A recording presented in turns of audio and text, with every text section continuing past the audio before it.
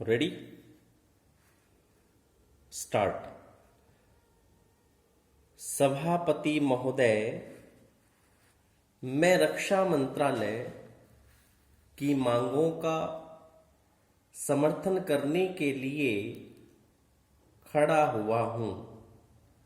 वर्तमान घटनाओं से पता चलता है कि संसार का हर देश अपनी सुरक्षा के बारे में चिंतित है और उसके लिए हर प्रयत्न कर रहा है।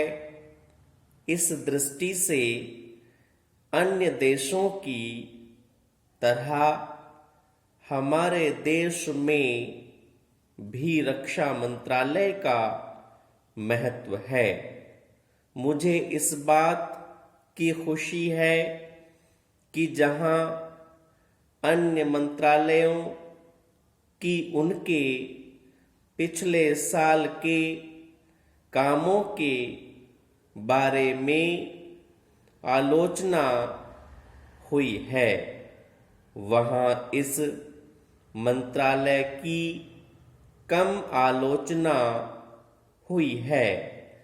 इससे पता चलता है कि इस मंत्रालय ने पिछले साल अच्छा काम किया है।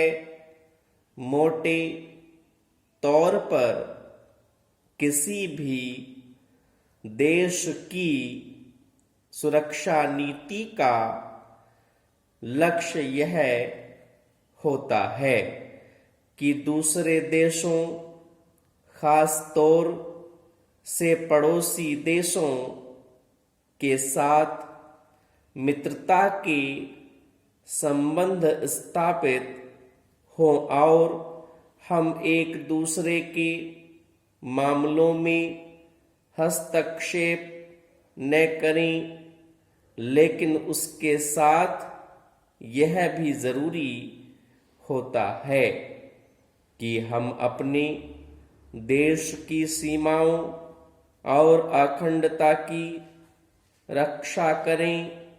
इसलिए हमारे देश का यह कर्तव्य हो जाता है कि हम अपने पड़ोसियों के कार्यों पर पूरी नजर रखें, क्योंकि आज तक हमारे देश पर जो संकट आए वे हमारे पड़ोसियों से आए हैं। 1965 में पाकिस्तान के साथ जो लड़ाई हुई और उसके बाद ताशकंद में जो समझौता हुआ, वह सिर्फ कागज पर ही रहा।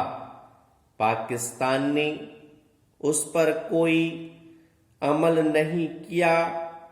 इस दृष्टि से बहुत जरूरी है कि हम अपने देश की सुरक्षा हर तरह से व्यवस्था करें। हमारा उद्देश्य दूसरों पर आक्रमण करना नहीं है, लेकिन यदि हम पर कोई आक्रमण करे तो हम में इतनी शक्ति अवश्य होनी चाहिए कि हम उसका डटकर सामना कर सकें। आप जानते हैं कि पिछले दिनों पाकिस्तान को अमेरिका और चीन से काफी मदद मिली है। रक्षा मंत्रालय की रिपोर्ट में भी कहा गया है, स्टॉप